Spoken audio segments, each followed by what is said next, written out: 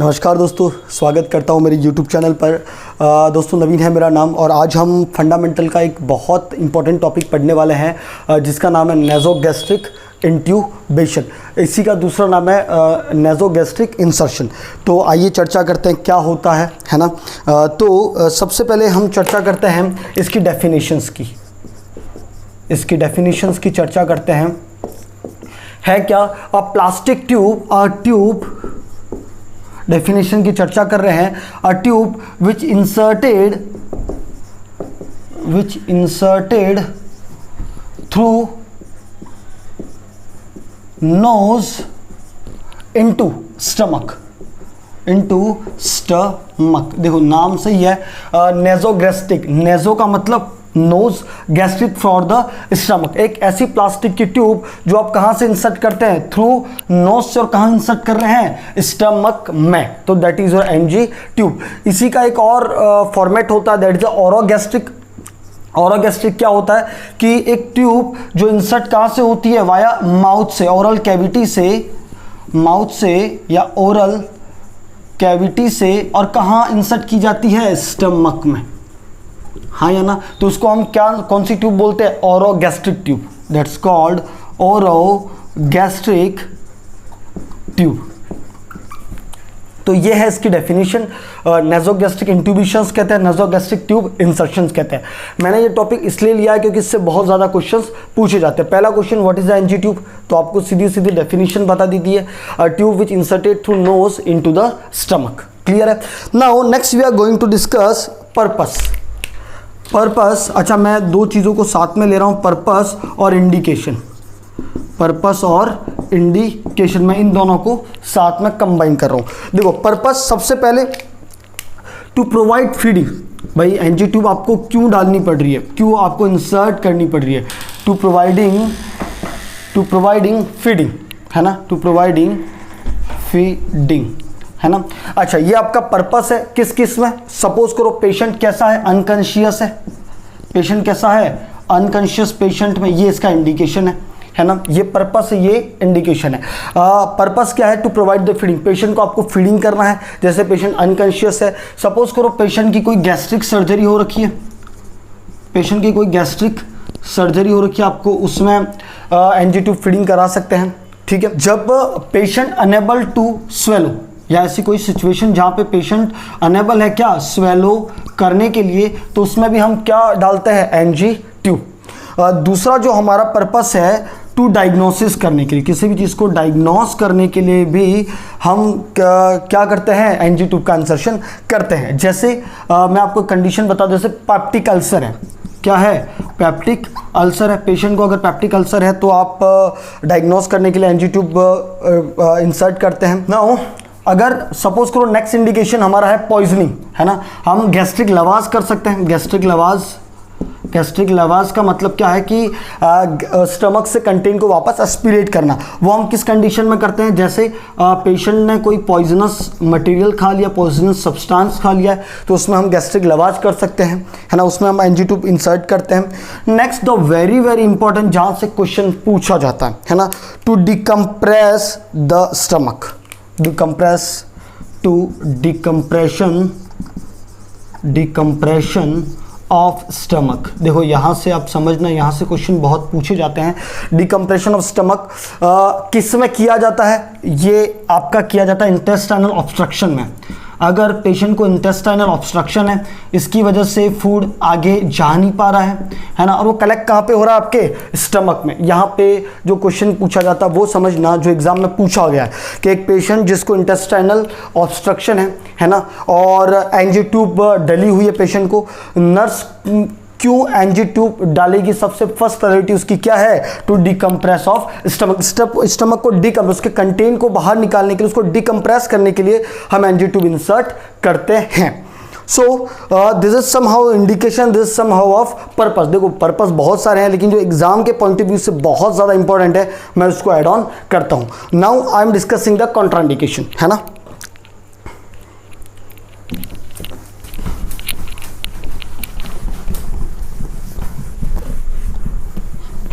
तो चलिए शुरुआत करते हैं कॉन्ट्रा इंडिकेशन में, है ना। What is the Contra indication in the sense कि किन किन स्थितियों में आप एनजी ट्यूब इंसर्शन नहीं कर पाएंगे, है ना। द फर्स्ट जो कंडीशन है that is the recent nasal surgery. Recent nasal surgery, अगर पेशेंट की कोई नेजल सर्जरी हुई हो, कोई नोज की सर्जरी हुई है, तो उसमें भी आप एनजी ट्यूब नहीं डालेंगे, है ना। सेकंड थिंग्स, द पेशेंट को अगर कोई कोएगुलेशन एबनॉर्मलिटीज़ है, कौन सी एबनॉर्मलिटी है, coagulation abnormality. Coagulation abnormality in the sense के बॉडी में क्लॉटिंग फैक्टर एब्सेंट है, जैसे हीमोफिलिया ए, हीमोफिलिया बी, तो उसमें आप एनजी ट्यूब नहीं करेंगे, है ना। एनजी ट्यूब उसमें कॉन्ट्रा इंडिकेटेड रहेगी। द वेरी वेरी इंपॉर्टेंट जो एग्जाम के पॉइंट ऑफ व्यू से हमारे लिए बहुत ज़्यादा महत्वपूर्ण है, that is your oesophagus varices. Oesophagus varices, क्योंकि देखो ये जाएगी कहाँ से, दिस इज, सपोज करो दिस इज माउथ और दिस इज लवली स्टमक, है ना। एनजी ट्यूब आप इंसर्ट कहाँ से कर रहे हैं, है ना, वाया नेजल से होते हुए ईसोफेगस, देन योर स्टमक, यही तो आपकी एनजी ट्यूब है। तो वहाँ जाना, ये पास कहाँ से करेगी, वाया इस ईसोफेगस में। और ईसोफेगस वेरिसेस मतलब जहाँ पे ईसोफेगस की जो कैपिलरी सिस्टम है वो रप्चर हो गई है।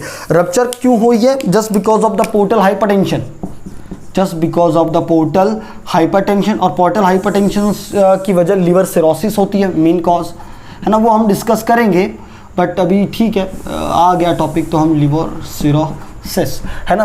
तो देर आर 3 मेन सिचुएशन जहाँ पे आपको कॉन्ट्रा इंडिकेटेड है एनजी ट्यूब, है ना। तो this is a contra indication. Now we are going to discuss procedure, है ना। Now we are going to discuss procedure. और प्रोसीजर में सबसे पहले हम पढ़ेंगे आर्टिकल, है ना। सबसे पहले कोई भी प्रोसीजर करना है तो आपको देखना है कि कौन कौन सा आर्टिकल की आपको रिक्वायरमेंट होगी, है ना। तो आर्टिकल में हम देखते हैं किस किस की रिक्वायरमेंट होती है। आर्टिकल, सबसे पहले आपको ज़रूरत होगी आर्टिकल में एक एनजी ट्यूब की, appropriate type of NG tube, है ना, appropriate size of NG tube. यहाँ से क्वेश्चन पूछा जाता है, समझ लेना कौन कौन से फ्रेंच होते हैं। अगर पेशेंट आपका अडल्ट है तो अप्रॉक्स 16 फ्रेंच, 16 से 18, लेकिन एक आंसर देना है तो आपको 16 फ्रेंच। अगर चिल्ड्रन है, चाइल्ड है, तो आपकी होगी 10 से लेके 14, 10 से लेके 14 फ्रेंच। और अगर आपका पेशेंट इन्फेंट है, पेशेंट आपका इन्फेंट है, तो आपकी होगी 8 से लेके 10 फ्रेंच, है ना। बहुत बार इसको एमएम में भी पूछ लिया जाता है। अगर एमएम में निकालना है तो आप डिवाइडेड बाय 3 करें तो ये एमएम में निकल के आ जाएगा। जैसे 16 फ्रेंच को अगर बहुत बार एमएम में पूछ लेता है तो आप 16 डिवाइडेड बाय 3 कर लीजिए तो आपका एमएम निकल आएगा 5 3 15, 3 3 9, 5.3 mm, है ना। ये उसकी एनजी ट्यूब की साइज। अगर एडल्ट की मैं बात करूँ तो अप्रॉक्स एनजी ट्यूब का जो इंसर्शन होगा वो जाएगा 54 से लेके 56 सेंटीमीटर, ट्यूब नोज से लेके स्टमक में जाएगी। हम मेजरमेंट में इसको डिस्कस करेंगे।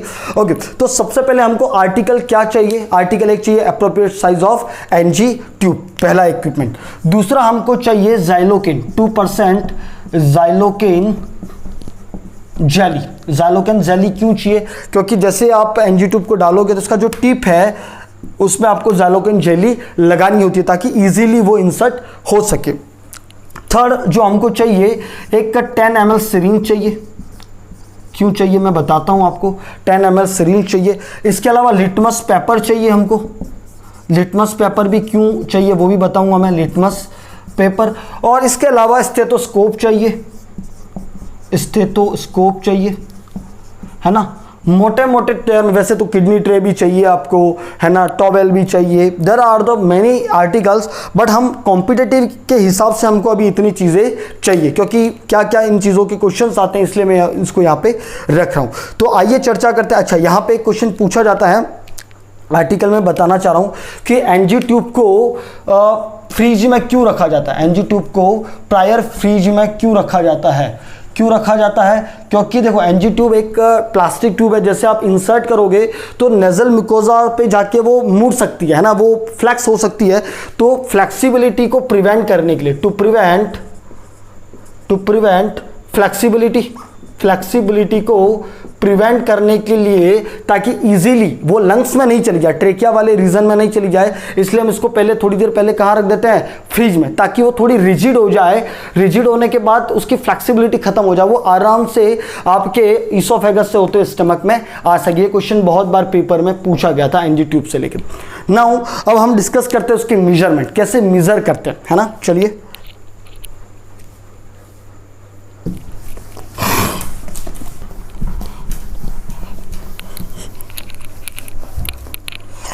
तो चलिए अब शुरुआत करते हैं मेजरमेंट की। यहाँ से आपका एक क्वेश्चन आता ही आता है ना, मेजरमेंट में हमेशा से एक क्वेश्चन पूछा जाता है।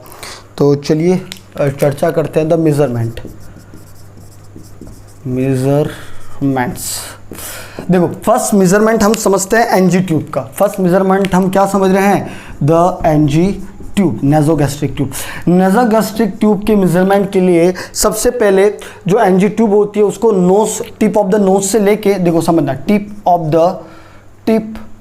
ऑफ द नोज से लेके ear lobe till this ear lobe, ear pinna to ear pinna, then xiphoid process. Here is your xiphoid process. देखो स्टर्नम की मैं बात करूँ, दिस इज लवली स्टर्नम, और here is your xiphoid process, है ना। तो टिल कहाँ से होगा, जिफॉर्ड प्रोसेस तक, जिफॉर्ड प्रोसेस तक इतनी एनजी ट्यूब आपको मेजर करके इंसर्ट करनी होती है। अगर यही मैं बात करूँ ओरोगैस्ट्रिक के लिए, अच्छा एक तो क्वेश्चन आपका ये आता है, दूसरा क्वेश्चन यहीं पे क्या आता है कि भाई आप एनजी ट्यूब डालो तो सपोज करो कि कोई भी साइज है तो उसकी 30% तो एनजी ट्यूब बाहर रहेगी, एनजी ट्यूब बाहर रहनी चाहिए, और 70% उसकी अंदर रहनी चाहिए, है ना। एक ये भी प्रिंसिपल है, एनजी ट्यूब आपके अंदर रहनी चाहिए। जैसे सपोज करो कि 70 सेंटीमीटर की ट्यूब है, कितने सेंटीमीटर की, 70 सेंटीमीटर की, तो 21 सेंटीमीटर तो बाहर रहेगी और 49 सेंटीमीटर आपके अंदर रहेगी। ये मैंने आपका डिवाइडेशन बताया, है ना। एक इस पे भी क्वेश्चन पूछा जाता है कि कितनी ट्यूब बाहर रहेगी, आपको कोई साइज दे दी गई तो कितनी ट्यूब का एरिया बाहर रहेगा, तो आप इस रूल के थ्रू बता पाएंगे। नाउ अगर मैं बात करूँ ओरोगैस्ट्रिक ट्यूब की, ओरोगैस्ट्रिक ट्यूब की, तो ओरोगैस्ट्रिक ट्यूब का क्या है, the middle lip of the, है ना, लिप से लेके कहाँ पे, वही ear pinna and ear pinna से सेम द जिफॉइड प्रोसेस। इस तरीके से आप नापते हैं किसको, एनजी ट्यूब का मेजरमेंट, है ना। ये एनजी ट्यूब का मेजरमेंट है। ये दोनों क्वेश्चन आपके एग्जाम में पूछे जाते हैं। नाउ हम अभी देखो एनजी ट्यूब का मेजरमेंट पढ़ चुके हैं, अब हम पढ़ेंगे कौन सी पोजीशन देनी है ना। द वेरी वेरी इंपॉर्टेंट, यहाँ से बहुत बार एग्जाम में क्वेश्चन पूछा जाता है, पोजीशन, कि पेशेंट को कौन सी पोजीशन देनी है। देखो अगर फर्स्ट प्रायोरिटी की मैं बात करूं, द फर्स्ट प्रायोरिटी की मैं बात करूं तो पेशेंट को जाएगी हाई फाउलर पोजीशन। कौन सी पोजीशन जाएगी, हाई फाउलर। आपको पेशेंट को हाई फाउलर पोजीशन देनी है। अगर आपके ऑप्शंस में हाई फाउलर नहीं है तो you are going to the second priority, जो होती है आपकी सेमी फाउलर। सेमी फाउलर एक क्वेश्चन यहां से पूछा जाता है। सेमी फाउलर पोजीशन आप इरिगेशन में भी यूज करते हैं। ये आपका क्वेश्चन नेक्स्ट, किस में यूज करते हैं हम, एनजी ट्यूब। इरिगेशन में भी हम कौन सी पोजीशन यूज करते हैं, semi Fowler. Now let discuss, अब हम पोजीशन दे चुके हैं, पेशेंट का मेजरमेंट एनजी ट्यूब कर चुके हैं। नाउ हम अब हम स्टार्ट करेंगे एनजी ट्यूब इंसर्शन का, है ना। तो चलिए एनजी ट्यूब इंसर्शन, इसको मैं रब कर लेता हूं। एनजी ट्यूब इंसर्शन स्टार्ट करते हैं। देखो हम अब पोजीशन दे चुके हैं, मेजरमेंट कर चुके हैं। अब हम सबसे पहले ज़ाइलोकेन जेली, जो आपको याद होगा 2% ज़ाइलोकेन जेली हम जो ले रहे थे आर्टिकल्स में, वो हम लगाएंगे the tip of NG tube के, टिप ऑफ एनजी ट्यूब। देखो ये दो चीज़ें करेगी, एक तो फ्रिक्शन नहीं होने देगी, ताकि फ्रिक्शन नहीं होगा तो ब्लीडिंग नहीं होगी, टिश्यू डैमेज नहीं होंगे, और दूसरा ये एनेस्थेशिया एजेंट है ना, तो इसकी वजह से भी इसका हम यूज़ करते हैं। Now tip of the NG tube को हम डालते हैं लेफ्ट नॉस्ट्रिल में। देखो ये क्वेश्चन है आपका, आप कौन से नॉस्ट्रिल में डालते हैं, लेफ्ट नॉस्ट्रिल में इंसर्ट करते हैं। लेफ्ट नॉस्ट्रिल ही क्यों, क्योंकि बिकॉज ऑफ, मैं लिख देता हूं, राइट नॉस्ट्रिल आपका कॉन्ट्रा इंडिकेटेड है। राइट नॉस्ट्रल कॉन्ट्रा इंडिकेट तो नहीं है, बट नहीं करते हम, just because of right nostril में आपका सेप्टम डिवाइड होता है ना। राइट नॉस्ट्रल में कौन डिवाइड होता है? आपका सेप्टम, है ना, सेप्टम डिवाइड होता है। अच्छा, इससे होगा क्या? सपोज करो आपने राइट नॉस्ट्रल में डाल दिया और जैसे डाल, देखो सबसे ज़्यादा ब्लीडिंग होने के चांसेस कहाँ रहते हैं? नोज में एपिस्टैक्सिस जिसको बोलते हैं, तो वहाँ पे ब्लीडिंग होने के सबसे ज़्यादा चांसेस रहते हैं ना, तो इसीलिए हम राइट नॉस्ट्रल में अप्रोच नहीं करते, ब्लीडिंग हो जाएगी, इसलिए हम क्या यूज़ करते हैं? लेफ्ट नॉस्ट्रल, है ना। नो, अभी जैसे लेफ्ट नॉस्ट्रल में आपने इंसर्ट किया, ओके, लेफ्ट नॉस्ट्रल में आपने इंसर्ट किया, लेफ्ट नॉस्ट्रल में इंसर्ट करने के बाद आप पहुंचे ओरोफेरिंक्स की तरफ। ओरोफेरिंक्स के बाद जैसे आपने ट्यूब इंसर्ट की, अब यहाँ पे आपका क्वेश्चन स्टार्ट हो जाता है ना। ओरोफेरिंक्स में आने के बाद नर्स का सबसे फर्स्ट प्रायोरिटी नर्सिंग एक्शन क्या होगा? क्या होगा?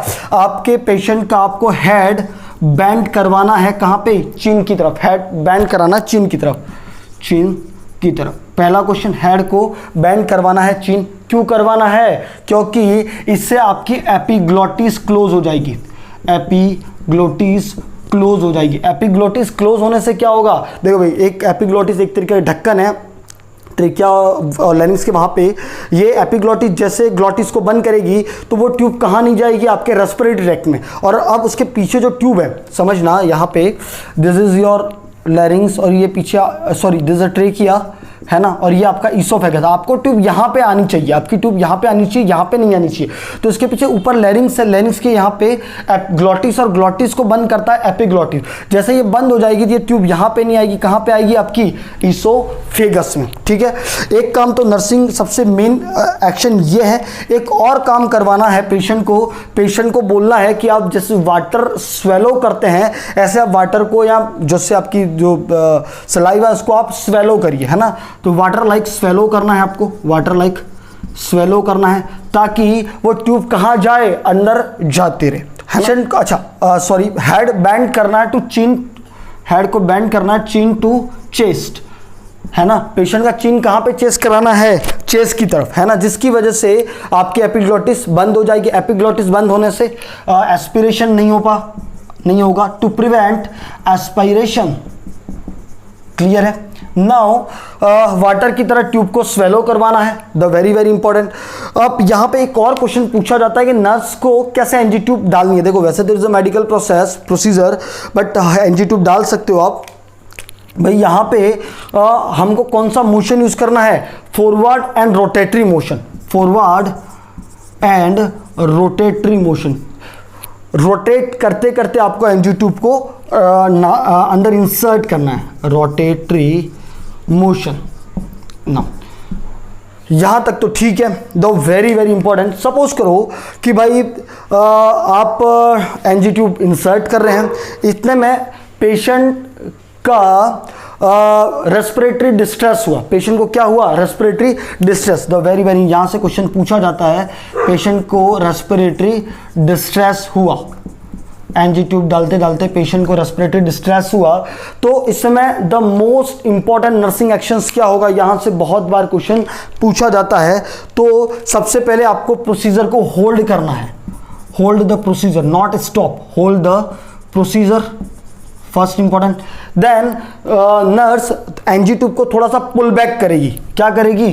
पुल बैक करेगी, और जैसे ही रेस्पिरेटरी डिप्रेशन खत्म हुआ, रेस्पिरेटरी डिस्ट्रेस खत्म हुआ, तो वापस उसको सर्कुलेटरी मोशन में स्टमक में जाने देगी। नाउ वंस आपका स्टमक में पहुंच गया तो आपको एनजी ट्यूब टाई करनी है, लेकिन टाई करने से पहले यू आर कंफर्म कि स्टमक में ही पहुंची है या नहीं पहुंची। तो उसके लिए सर्टेन मेथड है, उसको चर्चा करते हैं to confirm the NG tube insertion. चलिए, तो अब हम डिस्कस करेंगे भाई एनजी ट्यूब अब आपने इंसर्ट कर ली है। अब इंसर्ट करने के बाद फिक्स करने के कुछ मेथड है, मतलब आइडेंटिफाई कि भाई कैसे वहीं पे इंसर्ट हुई है। There are the certain method जहाँ से क्वेश्चन पूछा जाता है, मेथड। नाउ तो जो सबसे पहला इंपॉर्टेंट मेथड है that is x ray, that is accurate method, है ना। पहला क्वेश्चन सबसे मोस्ट कौन सा एक्यूरेट मेथड है, तो कौन सा है आपका? एक्सरे मेथड, एक्यूरेट मेथड है। है ना भाई। देखो आप एनजी ट्यूब अगर आपने देखी होगी तो उसके लास्ट में 3 रेडियो ओपैक लाइन भी होती है, वहाँ बॉल होती है, तो वो एक्सरे में दिखाई देती है ना। The most important that is your x ray which confirm कि एनजी ट्यूब कहाँ डली है, स्टमक में। नाउ सेकंड जो the very very important, to aspirate, यहाँ से क्वेश्चन पूछा जाता है, aspirate the GI content, aspirate the GI content, aspirate the GI content. क्यों भाई, अगर सपोज करो आपने एस्पिरेट किया जीआई कंटेंट को और अगर उसकी पीएच देखो 1 से लेके 4 हो या लेस देन 1 to 4 हो, दैट कंफर्म कि कहाँ पे है, स्टमक में, क्योंकि एचसीएल वहाँ पे है ना, और एचसीएल है तो वहाँ पे उसका पीएच एसिडिक होता है, तो उसका पीएच लेस देन 1 to 4 के बीच में समझ लो या 4 के नीचे समझ लो। दूसरा सबसे इंपॉर्टेंट मेथड है टू आइडेंटिफाई कि ट्यूब कहाँ पे है आपकी, कहाँ पे है, स्टमक में, है ना। चलिए तीसरा मेथड हम देखते हैं। आपको याद है हमने आर्टिकल में स्टेथोस्कोप लिया था, है ना, तो हम ऑस्कल्टेट कर सकते हैं, टू ऑस्कल्टेट करेंगे। अगर स्टमक में है तो हमको कौन सी साउंड सुनाई देगी, वूजिंग साउंड, दैट कंफर्म कि कहाँ पे है आपका स्टमक में, वूजिंग साउंड सुनाई देगी। और चौथा मेथड जो यूज़ करते हैं, कम यूज़ करते हैं, अच्छा यहाँ पे आप लिटमस पेपर का भी यूज़ कर सकते हो। लिटमस पेपर को आप करोगे तो लिटमस पेपर बता देगा कि एसिडिक है या एल्कलाइन है। भाई अगर एल्कलाइन होगा तो आपका इंटेस्टाइन में गई है, और अगर एसिडिक है तो कहाँ पे है, स्टमक में। That is also important. ऐसा नहीं है कि लंग्स में ही जाए या ट्रेकिया रेस्पिरेटरी ट्रैक में भी चल जाए, आपने लेंथ ज़्यादा लिया तो इंटेस्टाइन में भी जा सकती है, तब आपको पीएच कौन सा मिलेगा, एल्कलाइन, 7 से ज़्यादा मिलेगा, इसलिए हमने लिटमस पेपर यूज़ करते हैं। चौथा मेथड है, आप एक बाउल ले लो, है ना, बाउल लेने के बाद सॉरी क्या, मैं तो ऑनलाइन पढ़ा रहा हूँ, है ना। ओके, अभी तक अगर आपने सब्सक्राइब नहीं किया और शेयर नहीं किया ना तो प्लीज़ शेयर और सब्सक्राइब करिए, है ना, क्योंकि मैं बहुत जल्दी लाइव आना चाह रहा हूँ, इस वजह से।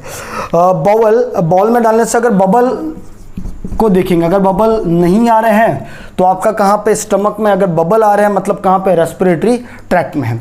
तो देयर आर सर्टेन मेथड, लेकिन जो क्वेश्चन पूछा जाता है यहाँ से और यहाँ से पूछा जाता है ना, बहुत बार इन दोनों से क्वेश्चन पूछा गया है। आगे बढ़ते हैं। अब नाउ आपको पता चल गया कि एनजी ट्यूब कहाँ पे, स्टमक में है, आपने फिक्स कर दी। नाउ अब क्वेश्चन जो पूछा जाता है फीडिंग के लिए, है ना, फीडिंग। अब हम पढ़ते हैं कि भाई फीडिंग के टाइम आपको किस किस बातों का ध्यान रखना है, care of feeding of tube. चलिए शुरुआत करते हैं। चलिए तो शुरुआत कर लेते हैं। अब देखो, अब आपको समझना है कि आपने फिक्स कर दी, अब नर्स क्या करने जा रही है, फीडिंग करने जा रही है ना। तो हमारा जो टॉपिक रहेगा वो क्या रहेगा, care of feeding, care of NG tube कर लेते हैं, care of NG tube.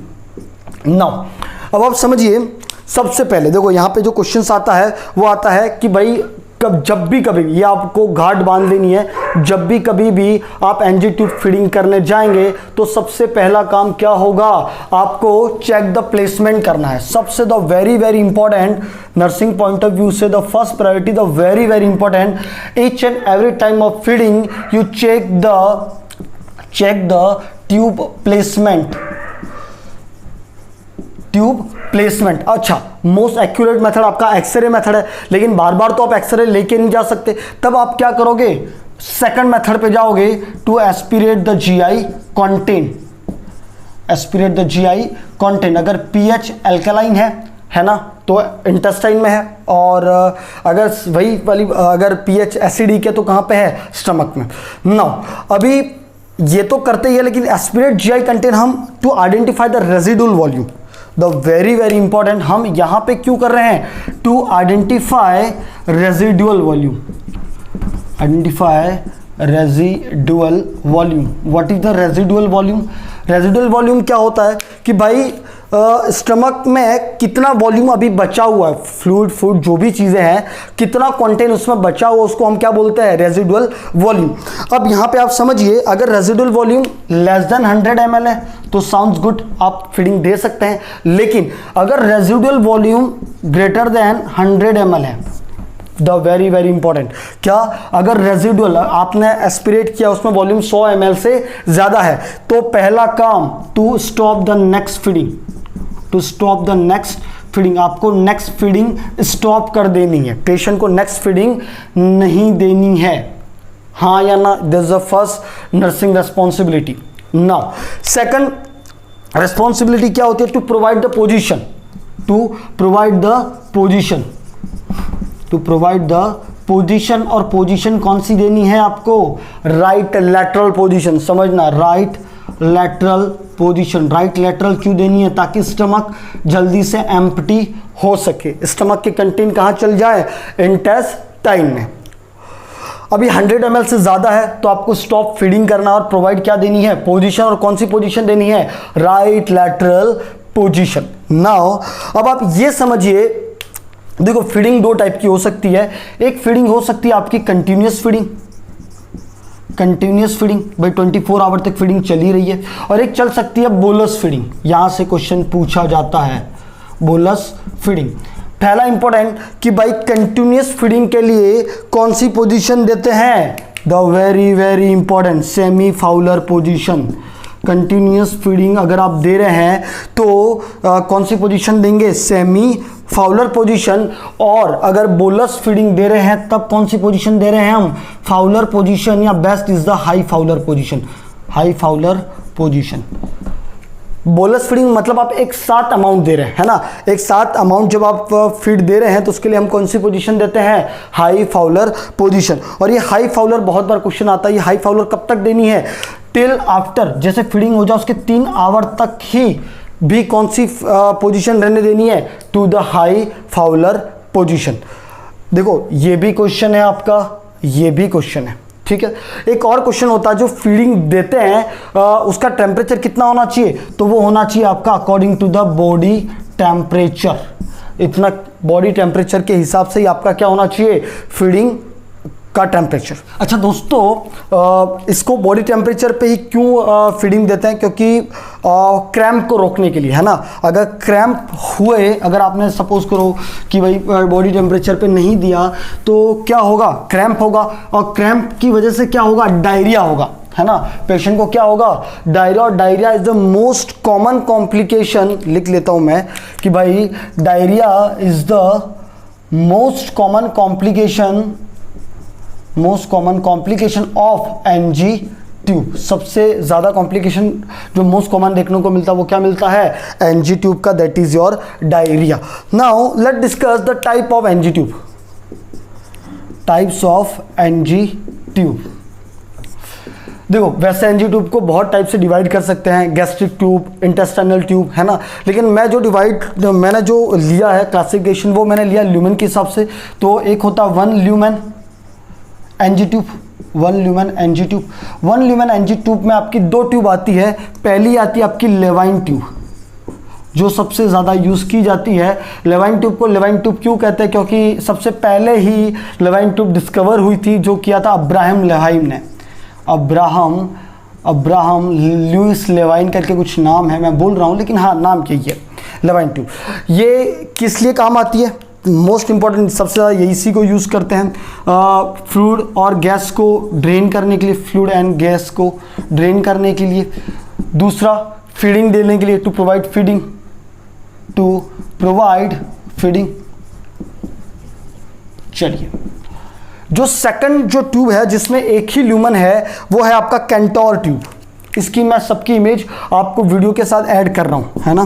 Centaur tube अगर मिली तो मुझे, कैंटोर ट्यूब वही सिंगल ल्यूमेन होता है, लेकिन इसके डिस्टल एंड में, इसमें और इसमें डिफरेंस क्या है कि इसका जो डिस्टल एंड है वहाँ पे एक बलून, इन्फ्लेटेड बलून होता है ना? इन्फ्लेटेड बलून होता है। क्लियर है? तो ये है आपकी 2 सिंगल ल्यूमेन। चलिए अब डबल ल्यूमेन की चर्चा करते हैं, that is your double lumen, है ना? तो डबल ल्यूमेन जो आपकी ट्यूब है वो होती है स्लैम सम ट्यूब।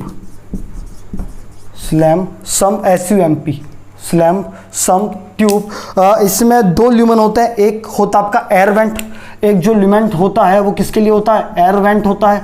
और दूसरा जो होता है वो गैस्ट्रिक फीडिंग के लिए होता है, गैस्ट्रिक फीडिंग के लिए होता है।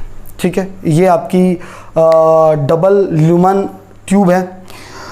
थर्ड, 3 ल्यूमन जो ट्यूब होती है, दैट वेरी वेरी, ये भोपाल एम्स में एक बार क्वेश्चन पूछा गया था। 3 ल्यूमन जो ट्यूब है, ये भोपाल एम्स में क्वेश्चन पूछा गया था, जिसको बोलते हैं सैंक्सटेकन ब्लैकोमियर ट्यूब। सैंक्सटेकन ब्लैकोमियर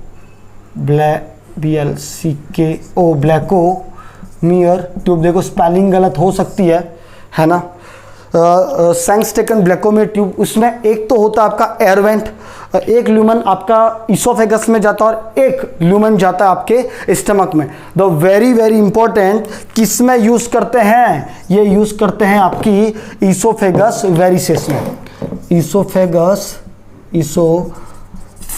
वेरिसेस में, है ना। तो that is the very very important, है ना। ये है आपकी तीनों टाइप ऑफ ल्यूमन या टाइप ऑफ ट्यूब। चलिए नेक्स्ट चर्चा करते हैं, टू रिमूव द ट्यूब, कैसे रिमूव करते हैं, है ना। चलिए तो अब हम रिमूव द ट्यूब करते हैं। इस पे भी क्वेश्चन पूछा जाता है, रिमूव द ट्यूब।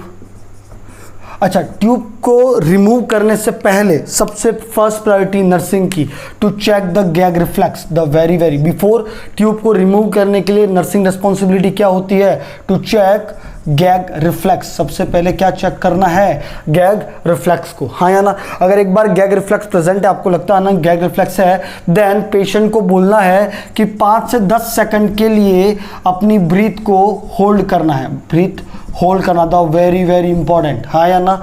ब्रीथ को होल्ड करना है। ब्रीथ को होल्ड करने के बाद आपको नोज को थोड़ा सा पिंच करना है, नोज को पिंच द नोज। क्यों पिंच द नोज करना है? To prevent aspiration now, to prevent pinch the nose to prevent aspiration now. अब आपने रोटेटरी मोशंस में ही निकाल ली ट्यूब। अब जो क्वेश्चन पूछा जाता है आपको कि एक पेशेंट है जिसकी एनजी ट्यूब अभी अभी निकाली है, तो एनजी ट्यूब निकालने के बाद नर्स का सबसे पहला काम क्या होगा? The very very important, to provide the mouth care to the patient, mouth care of patient. ये बहुत बार पेपर में पूछा गया है ना। एक ट्यूब को कितने दिन में रिमूव करना है? तो ये भी क्वेश्चन है आपका, कितने दिन में करना है? विदिन 7 डे के अंदर या 7 डे के बाद 7-7 दिन तक रखना है, फिर आपको उसको रिमूव करना है। वैसे करते नहीं है, बट हम तो कॉम्पिटिटिव पॉइंट ऑफ व्यू से बात कर रहे हैं, है ना। So next we are going to discuss the complication. मैंने एक कॉम्प्लिकेशन अभी बता चुका हूँ, क्या है कॉम्प्लिकेशन? वही डायरिया हो सकता है पेशेंट को, है ना। डायरिया जो मोस्ट कॉमन इसका कॉम्प्लिकेशन है। बहुत सारे हैं, एस्पिरेशन न्यूमोनिया हो सकता है। अगर क्लॉगिंग, कहीं क्लॉग जमा है तो ट्यूब अगर क्लॉगिंग हुई है तो एस्पिरेशन ऑफ न्यूमोनिया हो सकता है, या एस्पिरेटरी न्यूमोनिया हो सकता है पेशेंट को, एस्पिरेटरी न्यूमोनिया हो सकता है ना। द वेरी वेरी, अच्छा यहाँ पे मैं एक चीज़ और डिस्कस कर लूँ कि भाई ये कोई स्टेराइल प्रोसीजर नहीं है। It is not the sterile procedure, it is the clean procedure. कैसा प्रोसीजर है? It is the clean procedure. Clean procedure का मतलब क्या है कि जहाँ पे आपको कोई ज़्यादा स्टेरालिटी मेंटेन नहीं करनी है, आपको क्लीन ग्लव्स चाहिए, हैंड वॉश करना है, फ्रेश आपको एनजी ट्यूब चाहिए, that is your clean procedure, हाँ या ना। Thank you so much NG tube का वीडियो देखने के लिए। अगर अभी तक आपने मेरे चैनल को सब्सक्राइब नहीं किया तो सब्सक्राइब करिए और शेयर ज़रूर करिए।